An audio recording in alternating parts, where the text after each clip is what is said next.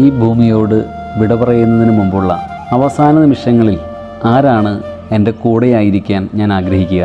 ഒരുപക്ഷെ എൻ്റെ ജീവിത പങ്കാളിയാകാം, മാതാപിതാക്കളാകാം, ഒരുപക്ഷെ സഹോദരങ്ങളോ, അല്ലെങ്കിൽ ഹൃദയത്തോടെ ഏറ്റവും അടുത്ത് ചേർത്ത് നിർത്തിയവരായിരിക്കാം. ആര് തന്നെയായാലും നമ്മുടെ ആ ആഗ്രഹം സഫലമാകണമെന്നില്ല.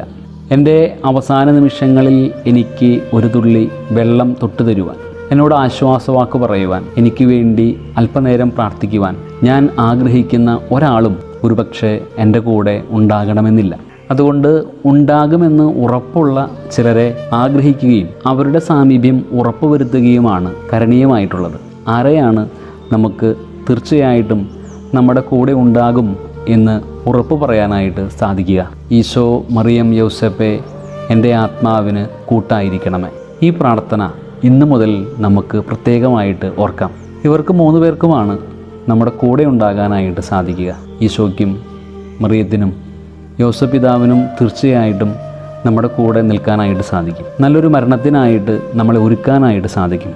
പെട്ടെന്നുള്ളതും ഒരുങ്ങാത്തതുമായ മരണങ്ങളിൽ നിന്ന് മാറ്റി ഒരുങ്ങി വരപ്രസാദത്തോടുകൂടി ക്രിസ്തുവിനെ സ്വീകരിച്ച് മരിക്കുവാനായിട്ട് നമ്മളെ സഹായിക്കുന്നത് ഈശോയും മറിയവും യൗസേപ്പുമാണ്. ആരൊക്കെ അടുത്തുണ്ടായാലും ഇല്ലെങ്കിലും, എത്രമാത്രം വേദനയോടെയാണെങ്കിലും, ഏതവസ്ഥയിലാണെങ്കിലും ഈശോയും മറിയവും യൗസേപ്പും നമ്മുടെ കൂടെ ഉണ്ടായിരിക്കും.